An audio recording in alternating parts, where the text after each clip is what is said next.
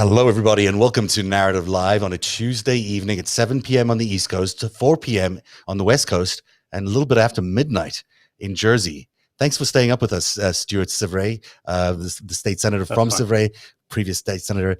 You've been very kind to accommodate us at this late hour, and I'm so glad you're here for another conversation with our audience about what happened in Jersey and how it relates to the monarchy, the child abuse case that happened there, the fact that it's really used as a crime haven, money laundering center that impacts the entire world. So I'm really thrilled that you're here tonight. How are you doing, by the way?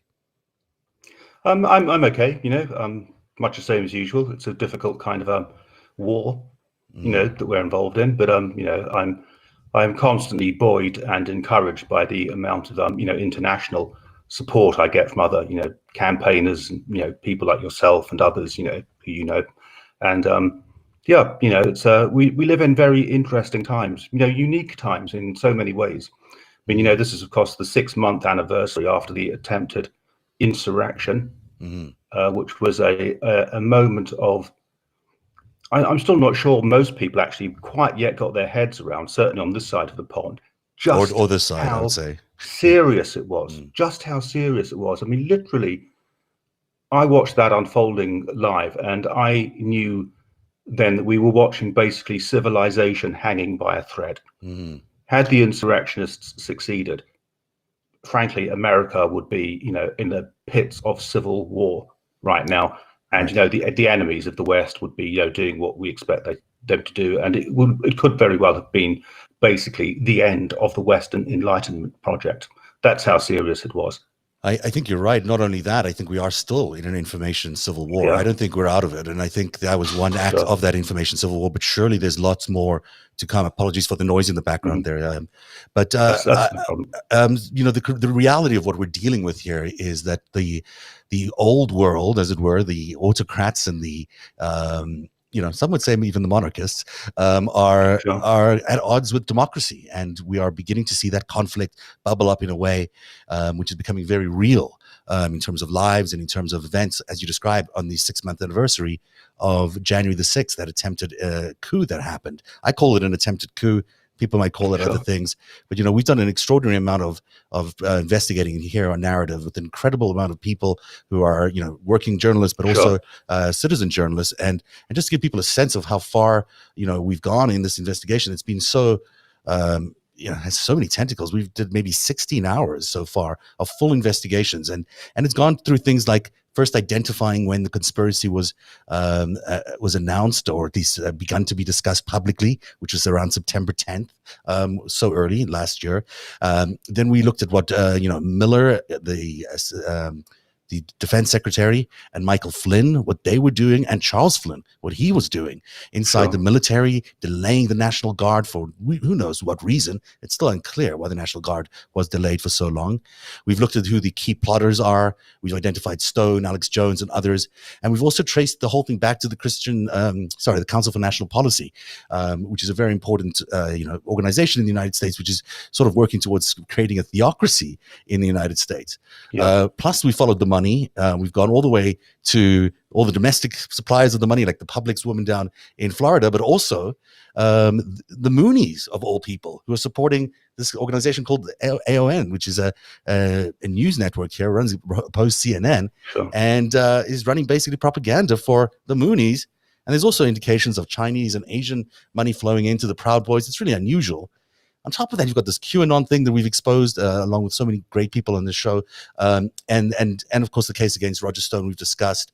Last week, we even told people about this thing called the First Amendment Praetorians, which is another militia Praetorians, group. It's another militia group that no one had really heard of, and that what they are doing is basically the same kind of thing. They're building up an attempt to have a revolution in America. Now, the last time we had a revolution in this country was to get rid of the King of Britain. He was not welcome here, and we thought we'd gotten rid of him, but it still seems like the Queen and the monarchy have quite a lot of influence here on the side of the pond, and that comes through transnational crime, which you have been valiantly fighting against for a very long time. Now, Jersey, as we all know, is an offshore tax haven. It's not meant to be an offshore criminal haven, but because it's a tax haven, it attracts all these criminals. Tell us how that really works. Well, Jersey is a crown dependency, which means that it's not part of the United Kingdom, but it is British, and it answers effectively to the crown, to the monarch herself. Mm. So basically, the authorities on Jersey ultimately are only answerable and responsible to the monarch. Now, Jersey has always used its kind of its privileged connection to the English monarchy, to the British monarchy, for many, many centuries, because ever since the days of William the Conqueror and then King John, the elites, the feudal elites of the Channel Islands, have pledged their allegiance to the English monarch in return for the English monarch granting the elite on the Channel Islands all kinds of privileges and powers, so they would retain a kind of quasi-independence and things of that nature. So that's the historical picture. So what the Jersey elites have essentially done for centuries, as well as things like slave trading and that kind of stuff, essentially what they did throughout most of the centuries was piracy. They were privateers. And they were essentially licensed by the monarch to go off and carry out war against the ships of other nations, the enemies of England. And legitimate piracy, like real piracy, like just going on in the seas and stealing things. Absolutely real piracy. I had no idea. And the way the deal works is that the local pirates, the privateers, the corsairs, they get to keep a lot of the booty, right. And the monarch gets a cut of the action. That's gone all the way back forever, for as long as people. Centuries. Wow. Okay. And what was the cut? Do we know how much does a king or queen get cut in on a little on a private piracy loot? Do you have any idea? I don't know. That probably varied on a case by case basis, depending who the leaders of the island are called the bailiff, who's a person appointed by the monarch, who's the head of the legislature and the judiciary. So effectively, that person has been the power, as it were, of the monarch on the island, and it's they that have traditionally decided what's going to happen or not happen and who gets a cut of what over the centuries. Right. And regrettably, as we've discovered because of the Jersey situation, it's very much still like that in the late 20th century and on into the 21st century. And consequently, and the wealth, the economic advantage of Jersey, kind of by accident, really, because of the nature of the globalizing economy after World War II. And then the intervention, the arrival of electronic communications. Mm-hmm. Jersey just slipped very, very conveniently and easily from being an actual pirate base for centuries into being a financial pirate base, and that's essentially what Jersey does. Right. Its number one industry is financial institutions, which basically by miles, it basically involves registering offshore companies a lot of the time for gangsters, mobsters, drug dealers, you name it, who want to hide their money somewhere, don't want to pay taxes. That's where they go and do it. And the Queen, as you suggest, does she get a cut of all of that? I mean, is that still the case where because they're doing the banking there, she gets a cut of it? There's no reason to assume otherwise. That's always how it worked in the old days, and there's never been any change. The Queen actually does her private personal banking here, a local private bank, and it all works out very conveniently. And of course, one of the components of this system, as it were, which perhaps isn't focused on enough, is actually the ancient City of London Corporation itself, which of course was famously empowered and established by Magna Carta. That body, of course, still exists, with huge power today. It's like effectively a state within a state in Britain. The City of London has all kinds of powers and privileges that ordinary people in the rest of Britain don't get. And they actually have, quite remarkably, because of Magna Carta, a lot of direct actual power over the monarch. The guilds of the City of London can demand an audience with the monarch whenever they so choose. Oh, really? And there is this individual, this ancient post in the Houses of Parliament, who has an automatic right to sit in the Houses of Parliament and to always discuss and be consulted by the Speaker of the House of Commons and of the House of Lords, And this office is called the Office of the Remembrancer. And that is a post, that's a post of the City of London Corporation. So you can see how the City of London Corporation, all the ancient banks, law firms in particular, and accountancy practices that are concentrated in the square mile in the City of London, have this immense power and lobby over the very corridors of power, over the palace as well as Westminster. Absolutely. So, I mean, look, the financial sector has been important to the UK and to Great Britain, and particularly law has been important to the country as a way of getting revenue. I mean, it's really what people have looked at as a place of stable law and governance. That's why people like to bank there, presumably, is because you get to keep your money.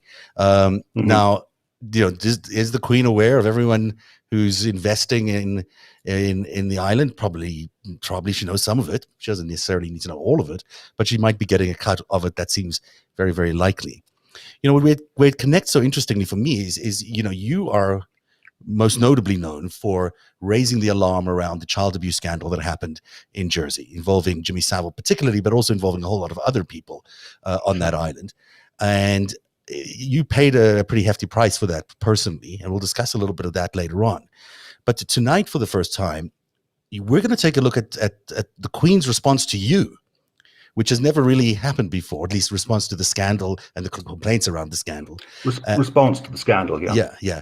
And it's not a very long document, but it is a document that is going to show you what certainly the people around the Queen, the private secretary, thought of the scandal at the time and how they sought to manage it at the time. And these are a series of letters, but only one from the actual palace that is, I believe, in there. So we're going to go through that in the second half of the show. But is there anything you want to say about those letters before we get there and how important they are to the story?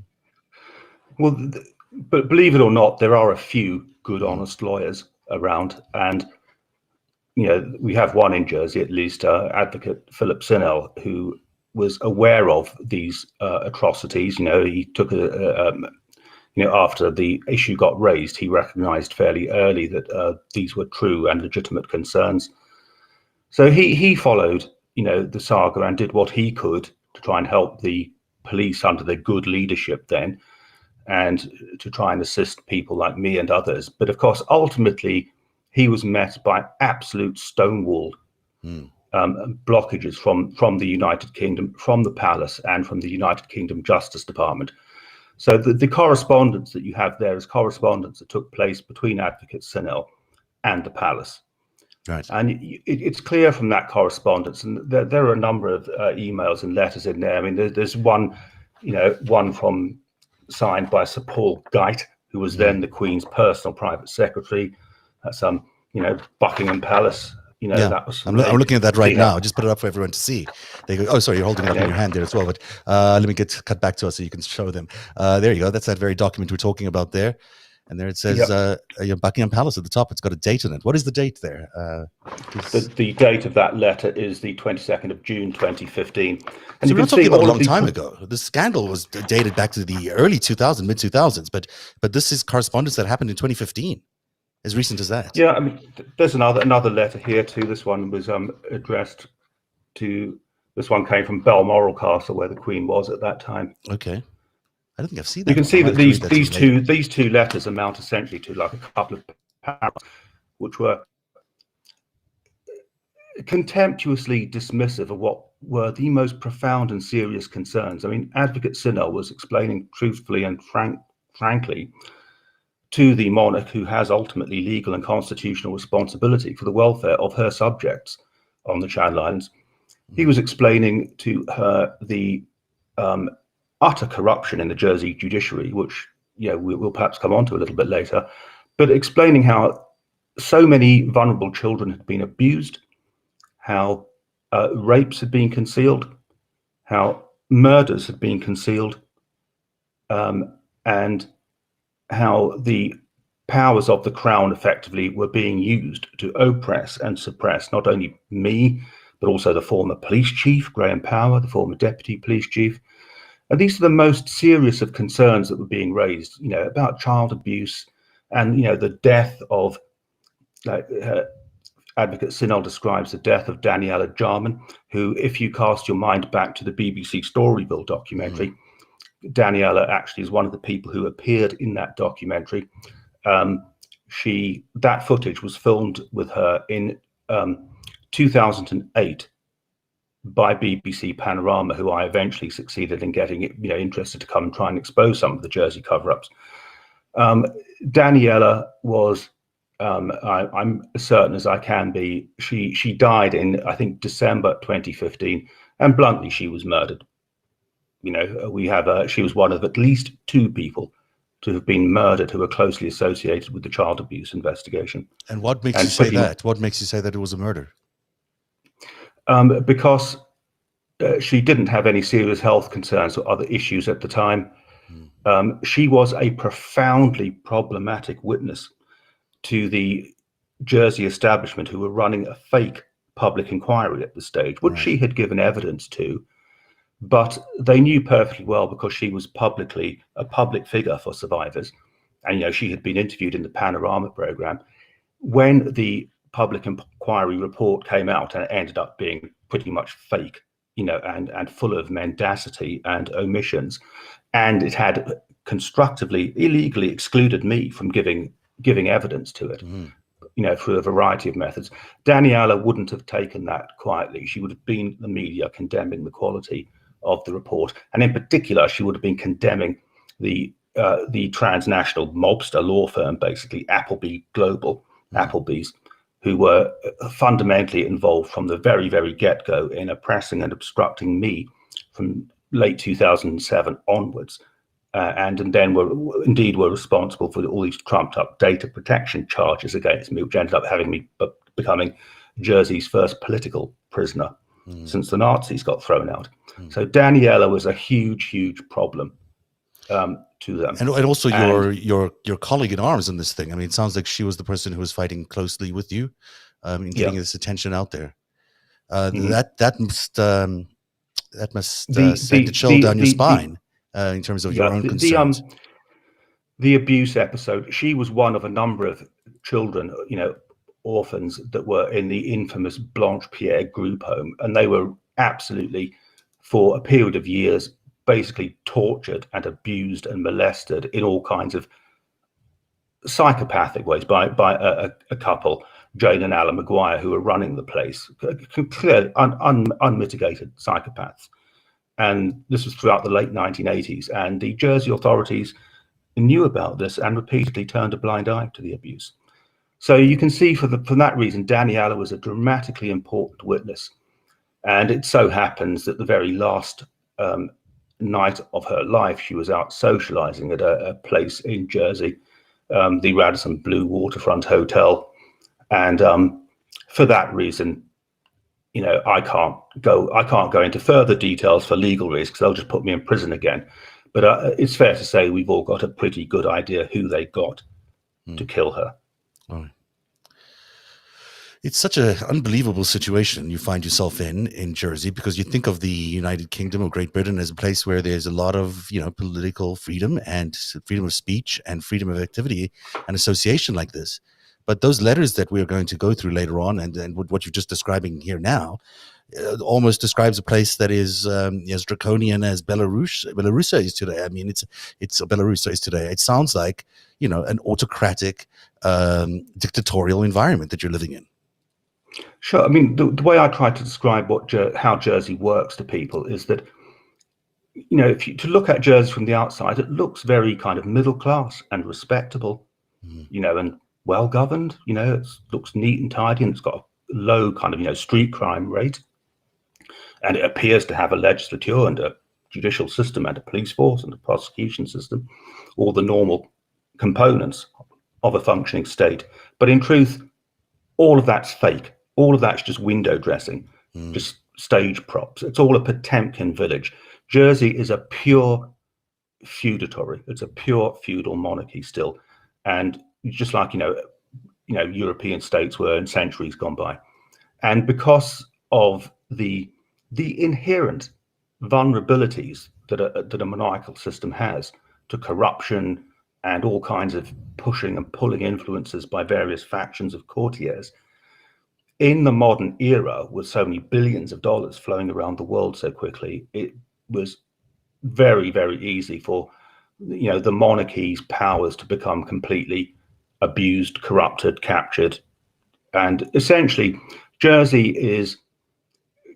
has probably an ancient kind of feudal mafia system. And Jersey is run and has been run for centuries and centuries and centuries by essentially what are the local crime families, local, The elite pirates, basically. The pirates yeah, that were still. pirates. Yeah, Yeah. but I mean, the great. I say this often, but it bears repeating. The great achievement, if we can call it that, of the Jersey mafia syndicates is that their control has been so total and complete that they've achieved that thing that most mafia syndicates around the world can only dream of, which is complete invisibility. Right. People never looked at Jersey and thought, oh, that's a place like Sicily or Corsica or Malta, where the mafia activity is really obvious. None of that was visible in Jersey, but it hasn't needed to be, because the local crime families are the police force, the judiciary, and the courts. It hasn't been invisible either, because people have obviously been going through these terrible atrocities. They just have never been exposed. And so your story Right, yeah. of telling revealing some of the stuff that's been going on there, along with just many other documentation and documentaries and evidence from the Panama documents and elsewhere, there's a clear line of evidence now that shows us that Jersey is not the kind of place that you go to if you want to do kosher booking, or kosher bookkeeping, I should say. It's it's the kind of place you want to swindle stuff, and that's why it exists, and it's probably been like that forever for a good reason. It's because it makes someone a lot of money. Now, the Queen is, and I think it's important just to stress this. You said to me this before, that you don't think that the Queen is necessarily like wholly responsible for this criminal activity over there. It's more that she's been used, or the system of the crown has been used by the local officials there. Is that correct? What I would say to that is that, and this is in many ways the problem. We just don't actually know, and we have no way of knowing how much the monarch herself does or does not know about the direct corruptions and the catalogue of staggering criminality that's gone on in Jersey. Now, it may well be that she is innocent of a lot of that kind of knowledge and is surrounded by these kind of, these frankly dishonest and mendacious advisors like Christopher Geit, and who have just misled her and advised her extremely poorly over the decades. That could indeed be one scenario. But on the other hand, bluntly, the Queen is, of course, the head of the Privy Council, which again is a rather, frankly, mysterious and ill-defined and bizarre component of the British Constitution. She is the head of the Privy Council, which meets routinely with the Prime Minister and other senior people. And there's no doubt that people like, for example, the then Justice Secretary in 2007 and 8, who I wrote to very extensively about the absolute breakdown in the rule of law on Jersey and the undisguised judicial corruption. He certainly, as a Privy Councillor and as the Justice Secretary with responsibility, for the Crown dependencies, will undoubtedly have had discussions with the monarch and her closest advisors about the Jersey situation. So why then did the Queen's directly appointed and empowered representatives on Jersey, like the bailiffs and attorney generals, end up covering up child abuse, letting people like Jimmy Savile off the hook, letting local rapists and psychopaths and murderers off the hook, and suppressing, illegally letting the mob hijack the Jersey police force via the illegal suspension of the good police chief, Graham Power, and then, have me, jailed for trying to represent my constituents and speaking out on their behalf. And, one of the crazy things about that time is that it's worth remembering that the scandal about Jimmy Savile, the infamous British child abuser, didn't erupt until like shortly after his death, I think in kind of late 2011. Now, Savile, as we saw from the Storyville documentary, had been abusing kids and, was guilty of molesting, people that were my constituents on Jersey. So when I was speaking out on their behalf in 2007 and 8, and then, then the police got hijacked, and the mob were then the police were doing things like carrying out like a massed dawn raid against me when I was the senior senator and the only significant opposition politician Jersey's ever had. Without a search warrant, like a 10-strong police squad, without a search warrant, just arresting me and carting me off to the jail and stealing all of my data on all of my computers, my records, basically stealing the private data of hundreds and hundreds and hundreds of my constituents who have written to me and spoken with me about all kinds of very, very private matters. And this was all basically seized by the police. Now, that was a deliberate and calculated act designed to terrify and frighten off other survivors and other people and witnesses and whistleblowers from having any further contact with me. This was a big, kind of hit that was designed absolutely to instill a climate of fear and discredit you. People on Jersey. Yeah, and to discredit me. And when you look at the actual technical legal definitions of terrorism under the United Kingdom terrorism law and under the United States and under the accepted definitions by the United Nations and a lot of other countries, the whole enterprise of illegally suspending the police chief and then turning this captured, corrupted, mafiaized police force against free and fair and proper functioning democracy and against the proper representation of ordinary members of the public and causing fear amongst the public, stopping them being able to enjoy their proper, political representation. That's an act of terrorism. So effectively, what was done by the Jersey mob in the suspension of the police chief and then going against me was an act of terrorism. I'm gonna stop you there. That was ultimately authorized by Buckingham Palace. Are you sure it was authorized by the Buckingham Palace? I mean, is there a record of that, or is it just? Yeah. We can be absolutely certain of that because as crazed and as a number of them, like the Balash brothers, for example, are plainly diagnosable psychopaths. But I mean, as mad and as corrupt and as hubristic as the local mob are, and used to absolute immunity and total power, not even they, I think, would have gone as far as like illegally suspending the police chief and then, politically oppressing and suppressing the only significant opposition. Yeah, that would have been an operation. Yeah, and unless they had been given the green light, they absolutely would have been given the green light for that. And of course, at that time when this was happening, Jimmy Savile was still alive. He was a very close friend of Prince Andrew. Prince Charles. Prince Charles. Prince Charles also is a very close friend of a former Church of England Bishop Peter Paul. We are going to go there after the break. So let's stop here because we've got to take the break. And then we'll be right back and we'll take a look at Charles. We'd like to look at the future monarch of Great Britain. And, he's about to become regent by all accounts.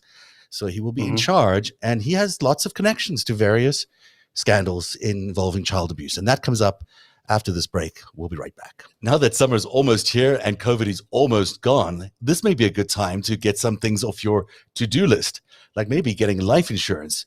My mom is really good with finances and she's always telling me, what about life insurance? It's so important. And I can tell you that Policy Genius is a great place to get life insurance because you can compare quotes from over a dozen top insurers all in one place. Why compare? Well, you can save as much as 50% or more of life insurance by comparing those quotes. And you could save $1,300 or more per year on life insurance by using Policy Genius to compare those policies for you. The licensed experts at Policy Genius work for you, not the insurance companies, so you can trust them to help you navigate every step of the shopping and buying process.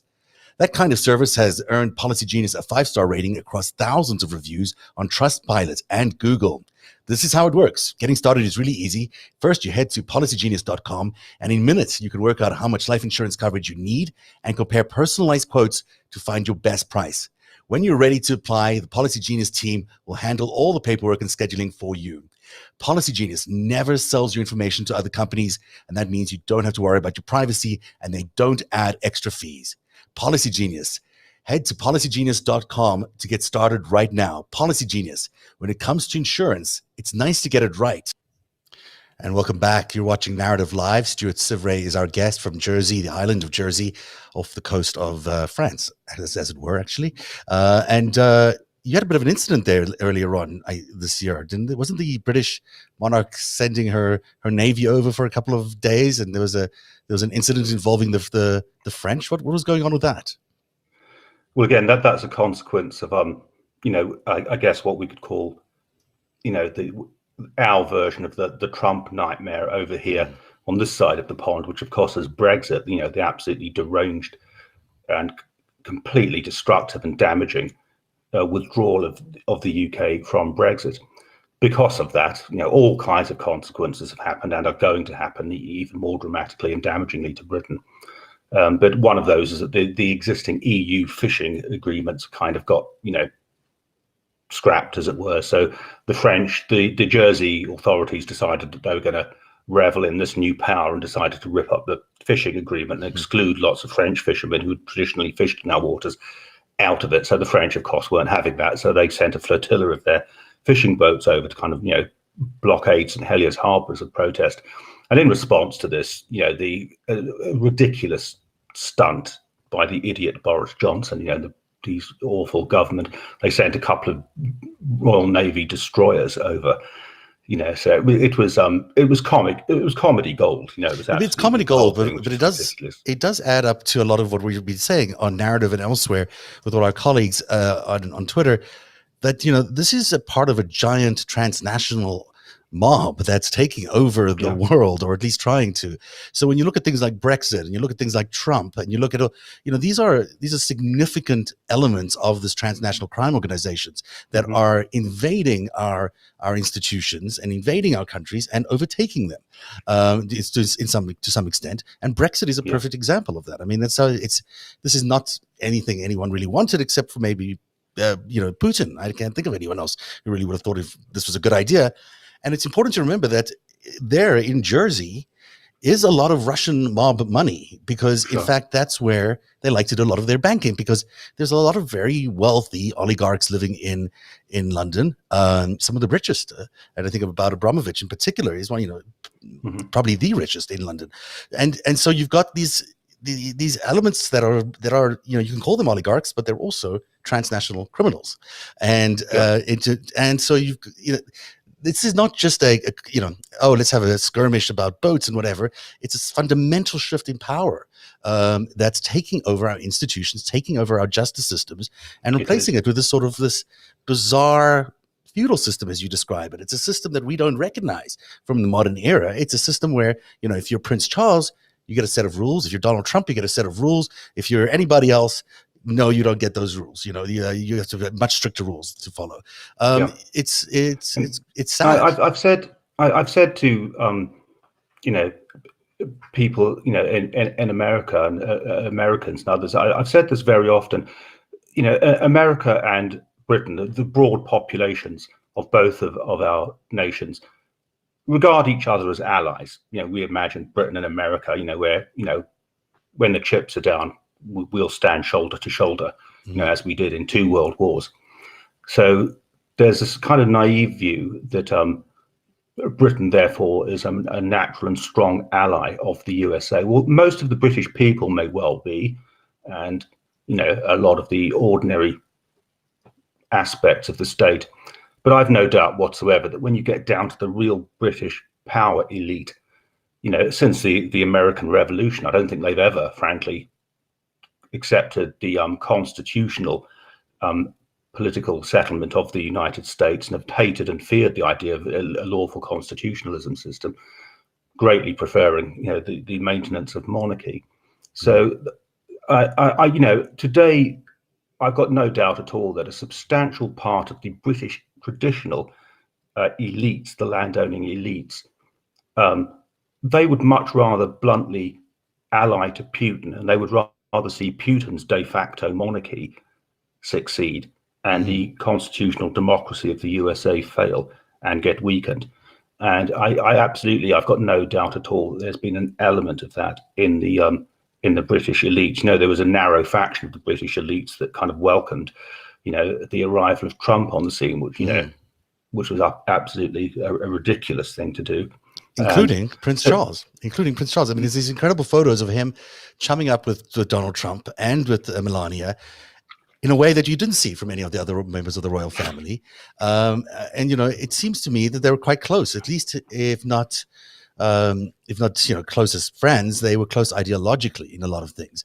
And that is one of the biggest concerns as we see Charles approaching the regency as he becomes the future king. And that's going to happen, in a matter of years, maybe months. That will dramatically change the way the world operates, because Charles is going to be the king. I mean, he still have a lot of power. Monarchs still have a ton of power. They control institutions, orders, and massive amounts of people. Yeah, the monarch still has all kinds of power of veto over even the UK government if they're introducing laws that the monarch considers might actually impinge upon her rights or the rights of her family. She's got a right not to approve them. Right. And right. The monarchy and the heir to the throne, Charles, have got certain rights to be always consulted about certain things. And of course, they have this general power to lobby. I mean, can you imagine more powerful lobbyists anywhere in the world able to influence politics and political decisions than actually the monarch and the monarch's heir? And they're not mentioned, but they do. I mean, at the end of the day, we had the spider memos, which were Charles's memos to a lot of secretaries, explaining to people exactly why they should be doing the job the way he thought they should be doing it. And still to this day, I think they have, as you mentioned, the Privy Council. There's so many other ways that they have to influence policy that it's just they're very, very powerful still. Obviously, they're the kings and queens of the greatest empire in the world. So it's certainly, you got to look at all this in that sense. Now let's take a look at some of these letters, because these are really striking, and I may not have the same ones that you have in front of you, so you may just want to read of some of yours in a bit. But let's start off with this one, and it may be a little out of order, but I'm going to put it up, and we might just even read the whole thing. So you can't see this. I still believe you can't see me, right? Okay. So this is the one that says Senel's on it, and it's, I guess they all do. It comes from, let me just pull the right one up here. Just give me 1 second, folks, while I just find this. I don't want to make an error here, and it's important we get it correct. So this is the one that's dated the 5th of August, 2015. And it's Dear Sir Christopher. Sir Christopher is the Queen's private secretary, right? Yeah. Okay. He was. He's recently left that role and has now become, believe it or not, the ethics advisor appointed by Boris Johnson to the ministers.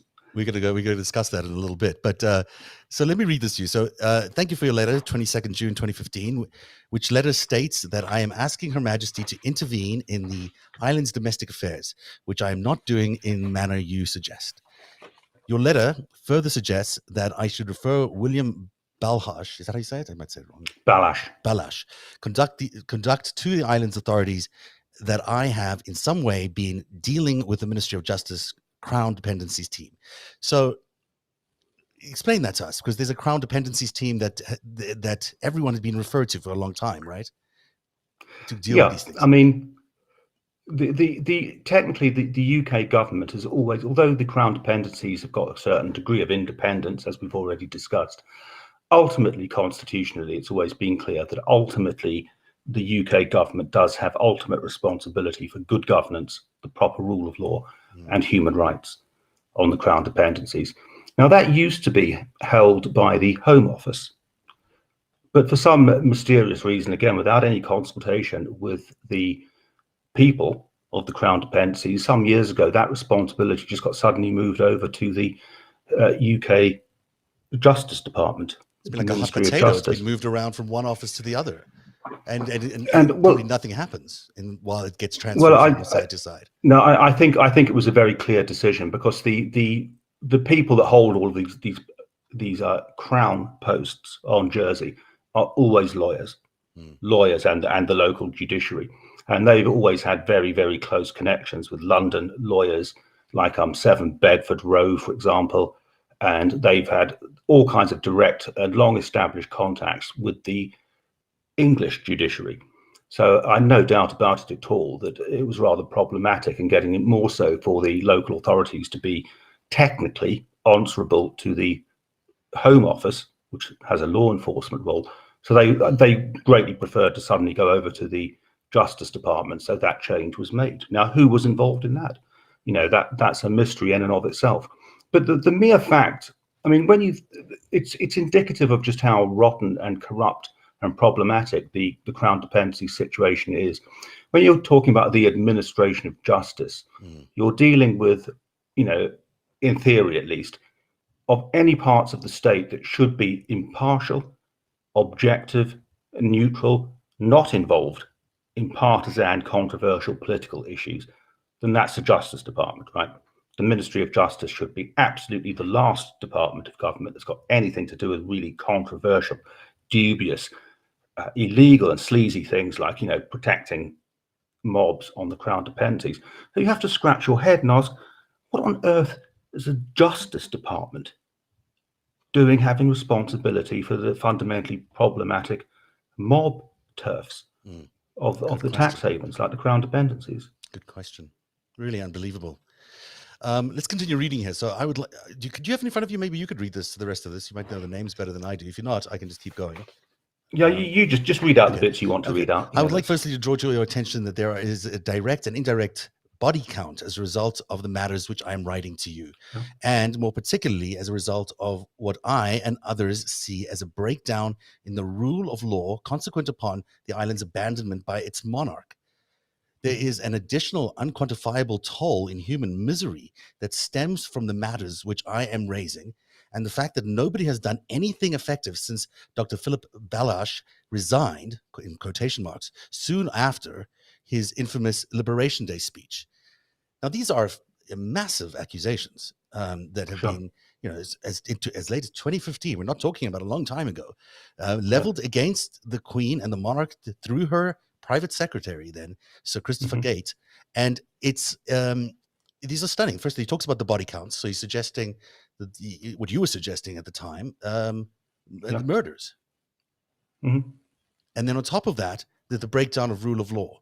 And that, I think, is referring specifically to the people who are governing there, the Balashes in particular, who are...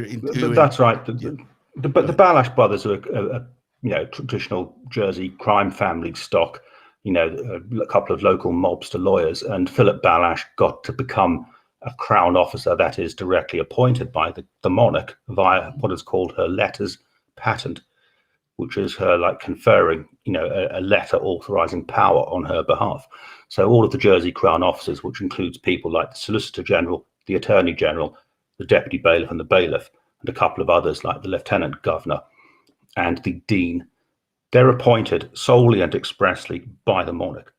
They are not answerable in any meaningful way to any entity, any kind of democratic or lawful accountability process on Jersey. Rather, they are solely appointed and empowered by the monarch. Now, these people... that's going to be Charles in the future. So as we continue to discuss what the Charles' involvement in all of this, it's Charles who will be picking these people who will be running Jersey in the future and overseeing this, this mob island. Some people might say it's mob island. Let me just finish up here, and then we'll get some more thoughts from you on what the rest of this is about. So your suggestion is that I refer William Balash's conduct to the island's authorities is not a viable one. There are no relevant authorities, as you've been telling us. The only authority we have is relevant to William Balash is our Duke. And which Duke is that? That would have been Philip? That's the monarch. Okay. That's the monarch, because the ancient tradition of the Channel Islands is that the English monarch is effectively one of our people, since William the Conqueror defeated, the indigenous English monarch. Right. William the Conqueror was, the leader, was the Duke of Normandy, the leader of Normandy, of which the islands, were a part. So ever since then, the islanders have customarily referred to the British monarch as our Duke, notre Duc. Okay, so that's where that expression comes from. And that's the only relevant authorities you've been telling us.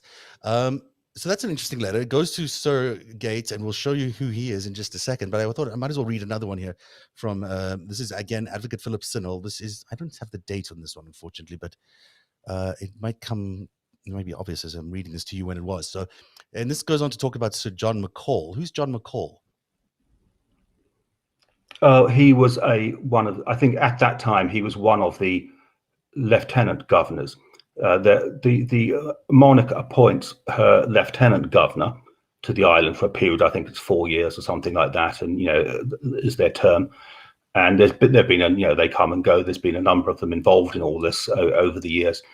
And what they're supposed to do, customarily, is to be the eyes and ears of the monarch, actually keeping an eye on and making sure that the local mobsters are not abusing and oppressing the ordinary population of Jersey. However, certainly in the post-World War II years, the office of Her Majesty's Lieutenant Governor on Jersey has become wholly corrupted, completely corrupted. And one of McCall's predecessors, back in 2007, when I first became aware of the dramatic extent and depth of the child abuse cover-up and the fact that actual civil servants were running it and opposing, the democratically elected politicians with actual legal responsibility for child protection. This was, absolutely clear to me, a breakdown in the rule of law then. So one of the things I did was go and see the then Lieutenant Governor, Andrew Ridgway, and he was absolutely contemptuous, completely dismissive, typical British, upper class militaristic background, ordinary, no concept whatsoever of the lives of ordinary people, powerless, vulnerable people of the kind I was, trying to support and to help. Completely contemptuous and dismissive. But these people are usually have been a succession of idiots too, because after getting appointed as Lieutenant Governor to Jersey, they invariably take up a lot of non-executive directorships that are given to them, by the local law firms and mobsters and businesses. So they immediately become corrupted. And it seems like the easier thing to be. It's easier to be corrupt there, because the system is designed to be corrupt. It's not designed to be the office. Yeah. So this is, what can ordinary powerless people on Jersey do? How can, my former constituents, people like Daniela Jarman, vulnerable, powerless, damaged, abused people, how can anyone like that who's got no money, no power, no influence, how can they possibly even get their ordinary basic rights to democratic representation and a non-corrupt police force? How can they, even today, people in that position have got no chance whatsoever against this huge corrupted power structure? Yeah, the power structure is designed to build financial institutions. It's also governing the rights of everybody else, but the financial institutions are so powerful, spending so much money, that the little guy is never going to get a look in there. There's just no ways they'll be able to fight for their rights. Absolutely right. So this is from the letter from Sinel. And to add insult to injury, Sir John McCall writes rudely, aggressively, and inaccurately, and upon occasions in threatening terms. By inaccurately, I mean simply that he or those responsible for the content of his letters simply invent facts, such as might assist William Baloche. Given that he fulfills a judicial function relative to the Court of Appeals, Jersey Law 1961 is amended, that is highly inappropriate. And then goes on to say, so McCall appears ignorant, willfully or otherwise, of the constitutional position, apparently unaware of what really goes on within the island. Just to the effect, he then goes on to say that the effect of this is that the Queen is providing explicit and implicit support for the pedophiles, rapists, fraudsters, criminals, and their supporters who remain at liberty within Jersey.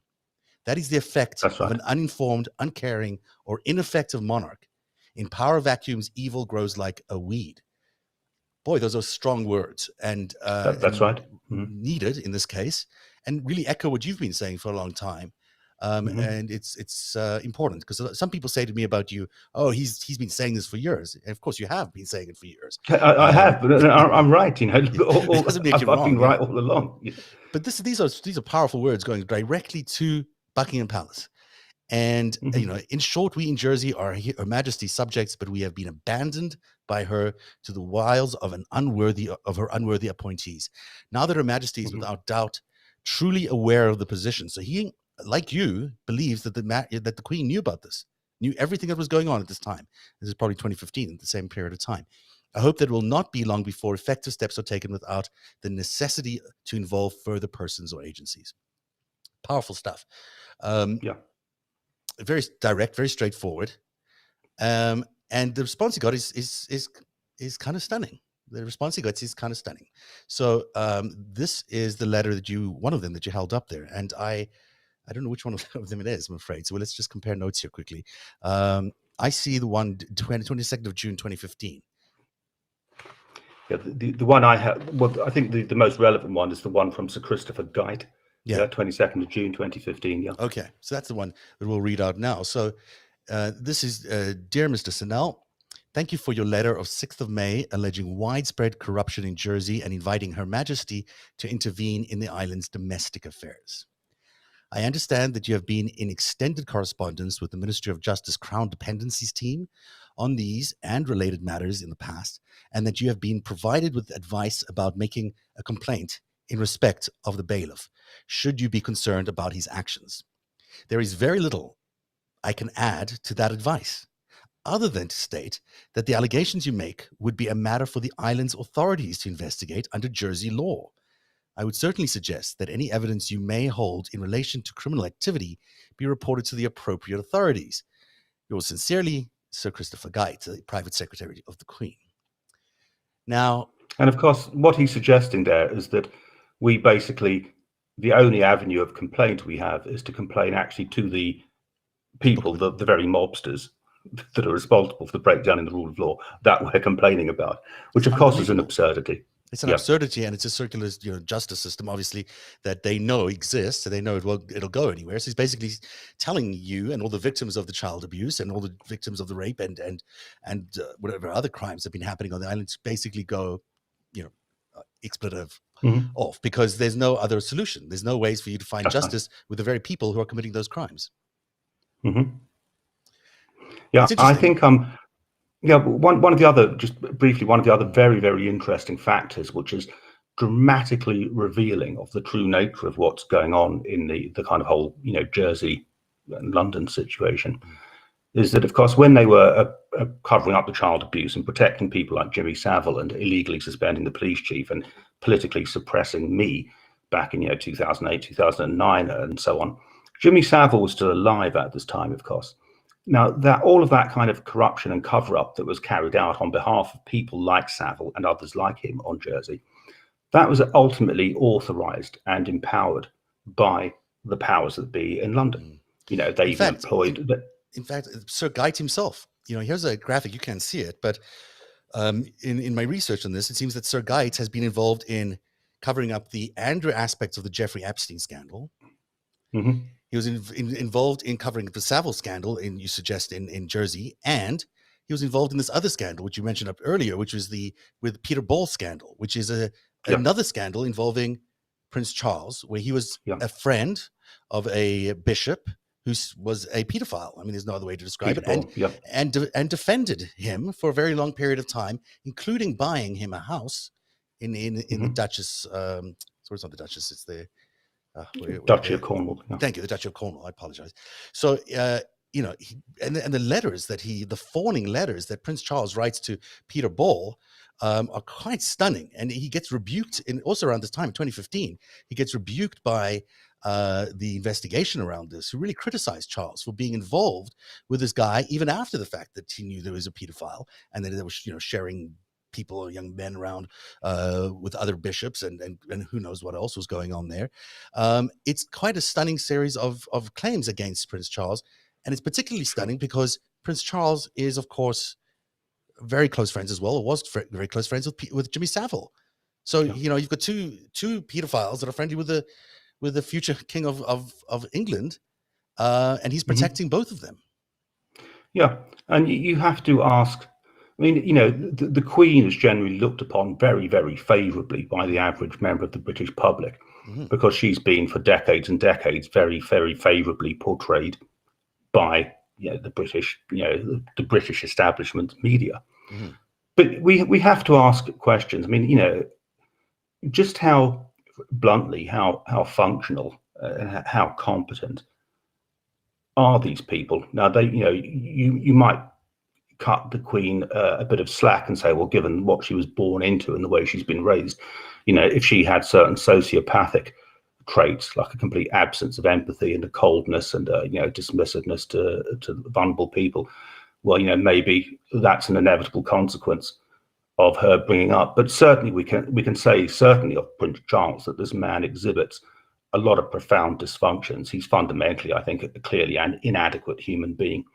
And we have to ask the question, given all of the Jersey situation, the kind of things that we've been talking about, will vulnerable, powerless people on Jersey and genuine Democrats may become even more endangered, bluntly, and more at risk under a Charles monarchy than they even were under the Queen's monarchy. And that's a very real danger. I mean, this is a man clearly on the record of associating with and going out of his way to use his power and influence to cover up child abuses.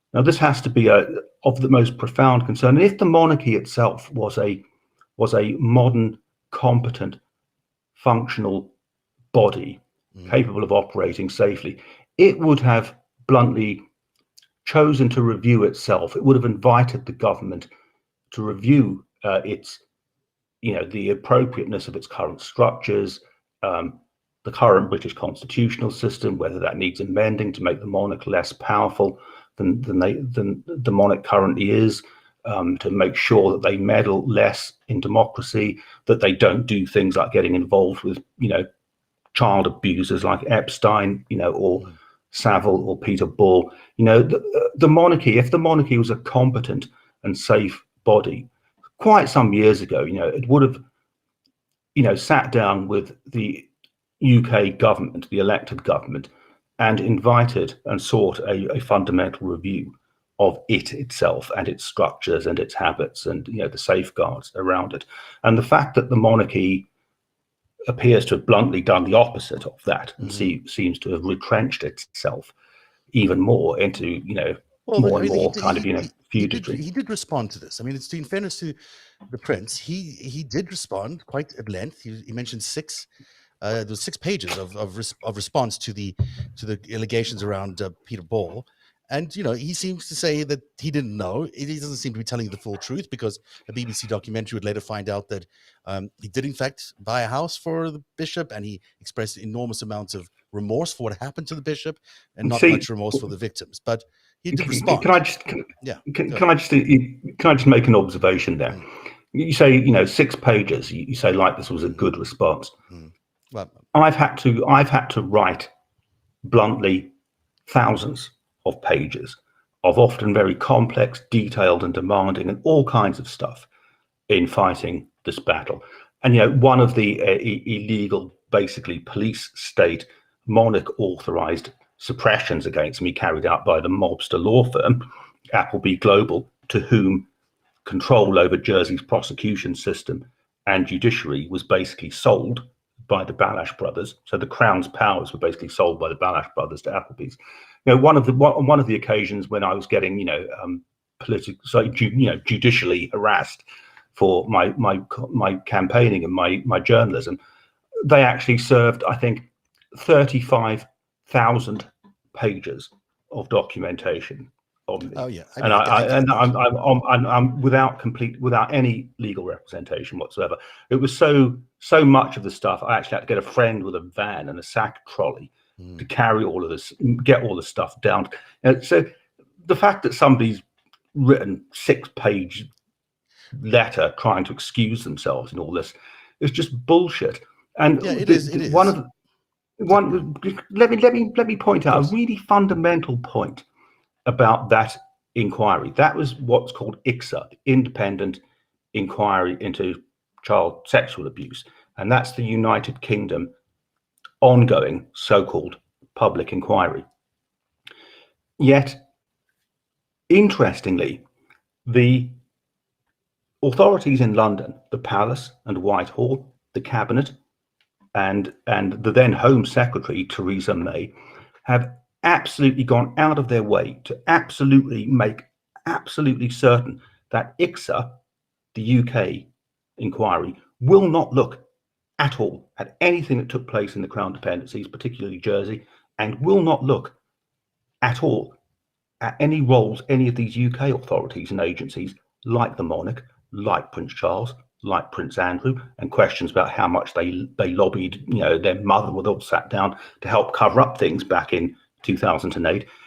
ICSA, if it was a competent and proper public inquiry, it would be examining those questions. What role did the UK authorities play in the Jersey cover-up back in 2007, 8, 19, when Savile was still alive.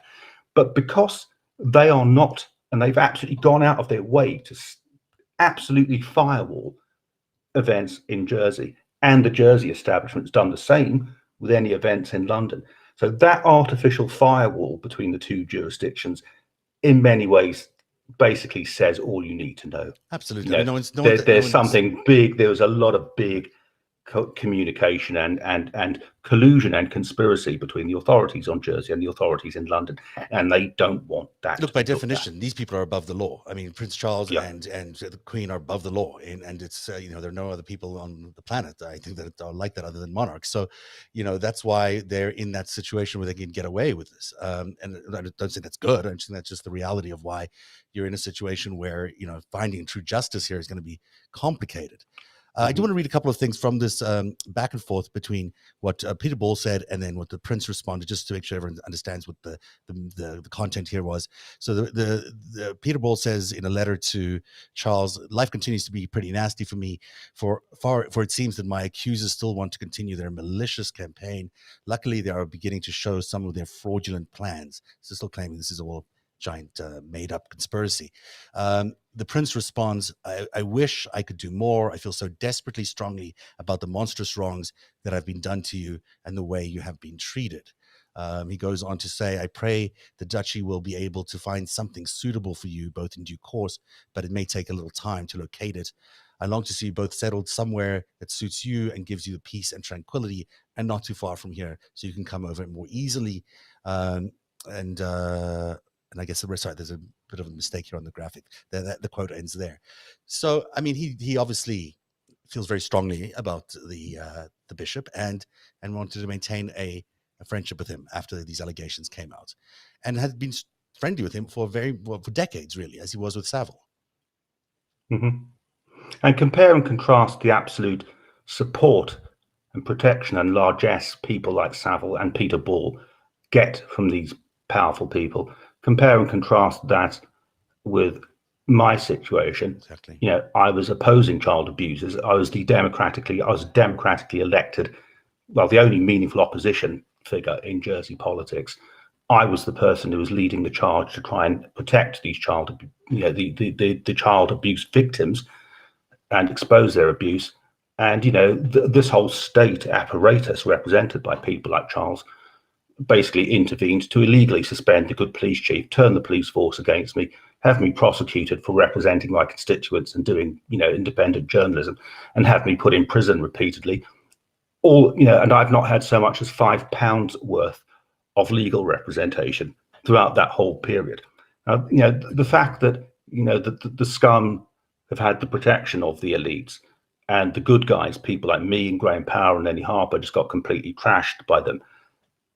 And the fact that they're still not willing to face up to those failings, that says, I think, a lot of very concerning things about the nature of the British elites. I mean, I get routine death threats. I mean, my life is in danger here on Jersey, and it'll be, you know, bluntly, well, you know, it just is, you know. You know, like I said, they've killed at least 2 people already. You know, I could get killed at any moment. You know, the nature of the powers arranged against people like me and the vulnerable people on Jersey are just so huge. It's, you know, very difficult to combat that. It's formidable, and you've done such an impressive job of holding up, you know, you're part of this and being so courageous and continuing to talk about it. But it is stunning to me that with all the evidence that exists out there, that, you know, is why can they not do what, you know, the Catholic Church has done and say, you know, there's things happening here that we are not, you know, particularly proud of, and many criminal things happen to young kids, and we need to take care of what happened, because times have changed, maybe, whatever excuse they want to put out there. I don't know. It seems to me that there's a moment here before he becomes king where he might be able to do some of that stuff, where he might actually be able to say, I was wrong, or we were all wrong and things happened that shouldn't have happened, or maybe we've just evolved. But the people who've been hurt by this, we want to look after, and we want to look after them in a way that leads them, at least as they remain the remaining years of their lives here on this planet, at least comfortable. But you're not even getting any of that outreach at all. All you're getting is more cold shoulder, more stone walls, and it's very frustrating to imagine someone like the current monarch, who everyone admires and looks up to, responding to such allegations like this in the way that she has. I legitimately have to worry that my car's going to explode every time I turn the key. Well, that's terrifying, and no one should live under those circumstances. Not in Great Britain, surely not. I mean, this is unbelievable that in this day and age, this kind of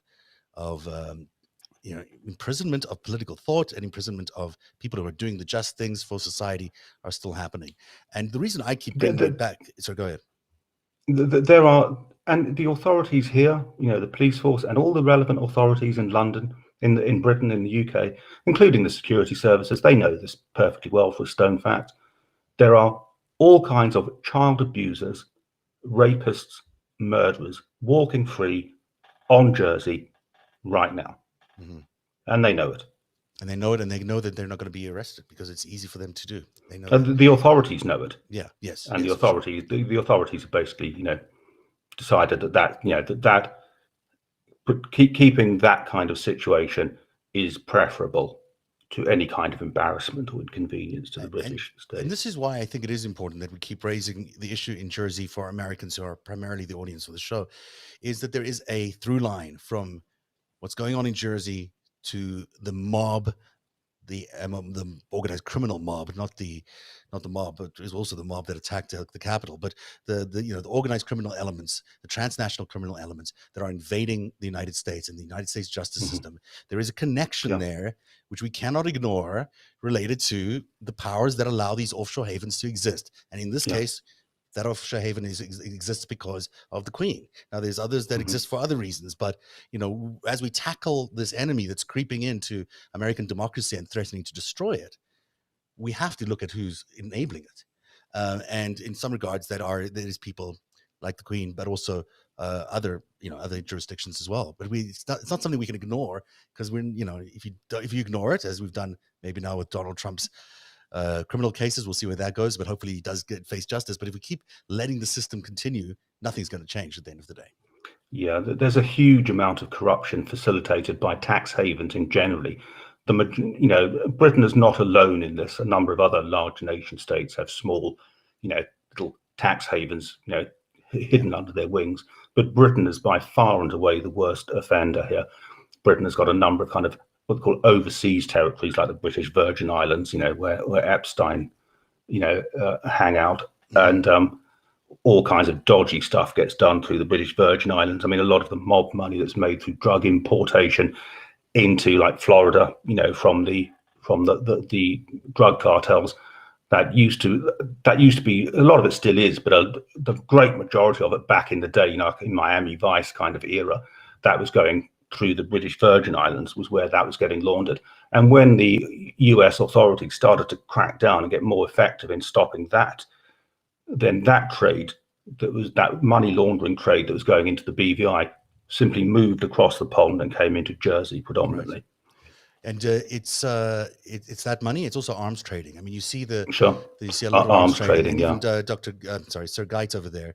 I don't have time to play the clip, but he was involved with another one of these arms enterprises that was selling arms to the Saudis illegally, unethically, whatever it was that they were doing, signed off by Boris Johnson.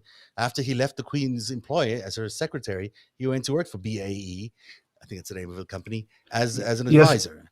And so you see this revolving door of people involving themselves in arms and other activity, and then coming back into the civil service, wherever it is that they might be doing it. Yeah, one of the things that was very interesting when Sir Christopher Geit appeared before the Parliamentary Committee a few weeks ago, one of the MPs had really done his homework and put a lot of question. I have that clip. Maybe we should just play it. Can you play it? I think I can. I may have spoken too soon, but I think I have it here. Here we go. Let's play it, and we'll come back and talk about it after this. 1 second. Do you find it ironic at all that you've been brought in to advise on propriety and ethics in government when you've held a paid post with BAE Systems? And just for the record, for anyone watching or who reads the minutes of this, let me just clarify what I mean. This is a company which has plumbed the depths of unethical behaviour. It's been convicted of defrauding the government in the US and paid $500 million fine in a plea bargain. It's been investigated by the Serious Fraud Office for use of corruption to sell arms to Chile, Czech Republic, Romania, Saudi Arabia, South Africa, Tanzania and Qatar. The scale of corruption with regard to Saudi Arabia was such that the National Audit Office failed to publish its report its first time in its history because of the potential national and international implications. Last year, the company was accused of war crimes. It supplied arms used by the Saudi regime to bomb civilians, and that was schools and hospitals, tens of thousands killed. And how can you be independent in a relationship with the Prime Minister when it was the Prime Minister as Foreign Secretary was signing off the export licenses for the company itself? And I appreciate you've left the company in April, but this is one of the companies that's also associated with the revolving door problem that we have with regard to civil servants going from the civil service to the company and sometimes back again. So how can anyone have confidence in you enforcing ethical behaviour when you've been associated with an unethical arms dealer that's willing to sell arms to any murderous, brutal dictatorship and use corruption to secure those sales? Thank you. Well, I came to that role. It was the first role that I came to having left public service. And I think it was a role that was, if you like, cognizant. No, sorry, it cut off there, but I don't know why it did that. Anyway, well, the answer he gives is pathetic. Yeah. He goes on to say that he did so because the Prime Minister said that it was okay to sell these weapons. Basically, the government had approved of these weapon sales. But the question was brilliant because it does really, it shows you the kind of dirty deeds that someone like the Queen's private secretary did right after he left the Queen's employ, and now he's back to work with Boris Johnson, selling the same weapons. So, there was a lot more to emerge yet about the relationship between corruption on Jersey and arms trading.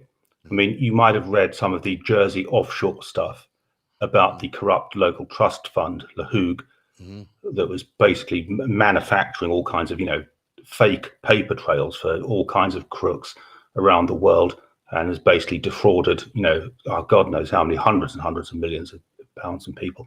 A totally corrupt operation run by a character called John Dick. And basically the people that this character worked with on Jersey are now, like, one of them is the bailiff at the moment now, former lawyer. Wow. Tim Lecoq was one of the lawyers that was doing all of this kind of corruption, and also one of his fellow lawyers, Julian Clydesmith, another simply evidenced mobster. And the relationship between people like John Dick and a couple of others, of these characters, is going to unfold further into the future. There's a lot more about this to emerge. I mean, people like Doug Leese, for example, is one of the characters who's Douglas Leese, Sir Douglas Leese. Yeah, not the Sir Douglas Leese that was the Queen's arms importer, basically, for a period of time. Yeah, involved in the what was it called? I forget the name, but it's the big Saudi arms deal that was done just before the Iran-Contra affair, involving Jeffrey Epstein. Jeffrey Epstein was in that arms deal. And the whole So One Douglas West Leese is scandal. involved in all these things in Jersey. Sure.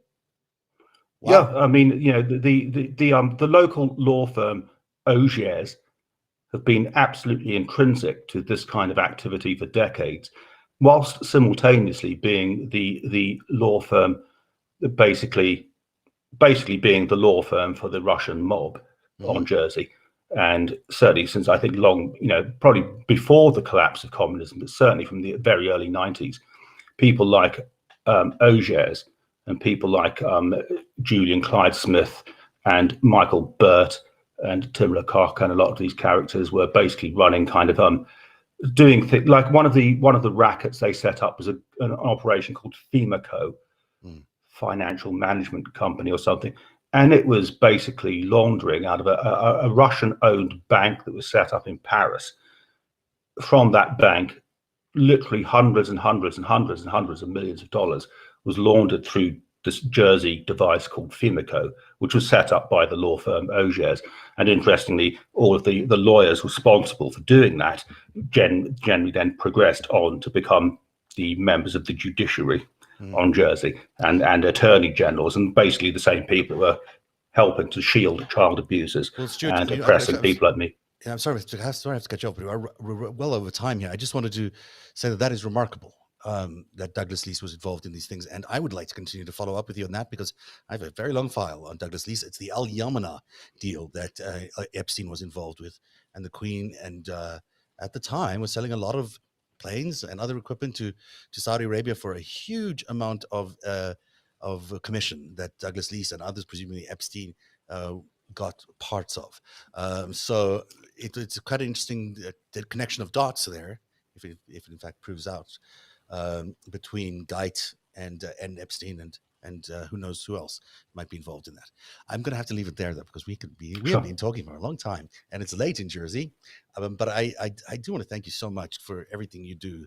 Thank you. Because it's remarkable that you have found the courage and that you speak out all the time, and that even though you're facing real death threats, and I believe they are real. It's remarkable that you're. I know they're real. I've got official notices from what passes for a police force locally notifying me that they're various thugs they know, and people they know who are actually killers, are threatening to murder me. Well, we want you to stay safe, and hope you do, because it's so important, the work that you're doing. Every time you're able to shine a light on what's going on there, it becomes clearer to everybody else in the world what's really going on, because it is a global enterprise. This is transnational crime, and it is a global thing that's happening, and we have this enterprise that we're discussing, like Brexit and Trump, are symptoms of it. But this transnational mobsterism has become so powerful and dangerous now. I don't think it's an exaggeration to say it represents a clear and present and imminent existential threat to the survival of global civil society. I think you're right there. As terrifying as that statement is, I think you're absolutely right. Stuart, thank you so much. Stuart Syvret, for joining us from Jersey tonight. After this break, I'll come back and just say a few last words, but thank you so much for your time and everything you do in exposing the mob. We really appreciate it. Thank you, Zev, and anytime. Okay, thank you so much. We'll be right back after this break. Tonight's show is brought to you by Helix Sleep, and they have a special offer for narrative viewers. I've heard it from so many people. The one thing that's changed since January is their sleep. Not waking up worrying about what the president might have done or said or tweeted makes the world of a difference. I don't think I had a good solid night's sleep in 4 years. And it wasn't only the president. My 10-year-old mattress, which started life as a 12-inch foam mattress, had shrunk to an 8-inch mattress, and getting out of bed was often more of a slide than a bounce. It was time for a new mattress. Helix Sleep has a quiz that takes just 2 minutes to complete and matches your body type and sleep preferences to the perfect mattress for you. Why would you buy a mattress made for somebody else? Changing the course of a country can take a village. Changing the course of your sleep takes a quiz. Helix is offering up to $200 off all mattress orders and 2 free pillows for our listeners at helixsleep.com/narrative. That's the way we spell narrative, N-A-R-A-T-I-V. That's helixsleep.com/narrative for up to $200 off and 2 free pillows just for you. Tonight's show is... I didn't realize that was a pillow reference. We sell pillows as well, just like Sean Hannity. Seriously, that's a very good mattress, and Helix Sleep deserve your support, as do all our sponsors, because we wouldn't be able to do the show without you. I wanted to quickly mention before we left, The World Beneath. If you haven't heard episode 2, You got to listen to episode 2 because it is remarkable. We find out all about how breaking the codes happened. It's a remarkable story about a woman who was able to really be at the forefront of creating the art of breaking codes. And LB does a phenomenal job on the world beneath. You can go to Apple or any of your podcast players and download it now. Episode 2 is out this week. Or you can subscribe and get all 20. And of course, if you didn't yet subscribe, also subscribe to Prevail, the podcast by Greg Oliar. It drops every Friday. It's brilliant. I enjoy it every Friday. And we get to talk about it on the after show after Friday. And in fact, I'm going to leave you tonight with a little promo that our friend Greg has provided us. So you get to hear a little bit of him on our way out the door tonight. Thank you so much for being here on Narrative Live. We'll be back on Friday with the after show. What a remarkable time we've had tonight with Stuart Syvret, and certainly an eye-opening conversation that we'll continue to follow up here on Narrative. To support Narrative, patreon.com/narrative, NARATIV. That's patreon.com/narrative. And of course, if you're watching on YouTube right now, please subscribe. There, I finally remembered to do it. Please subscribe. Hit, smash the subscribe button. Smash the subscribe button, if you will. All right, everybody. Have a good night. And this is Prevail. Дамы и господа, это Prevail. И ваш ведущий Грег Олиер. Goal here, which is to make sure that Vladimir Putin not only stays in power, but that they're allowed to continue stealing. When you look at Brexit and you say, what might have also happened when Leah was being interrogated? Sort of like Brexit. A bunch of confused people following orders, really having no idea what they were doing. Tax avoidance on that level is only serving the interests, frankly, of a lot of mobsters and corrupt governments. The inherent question is Maria Butina a spy? And Maria Butina was in charge of espionage. So that's a difficult place to start to begin with. Those intangibles that those people want to have, we can't take advantage of that in dealing with Russia and China and Iran. If we can't do that, then you know what? Maybe we don't deserve to continue.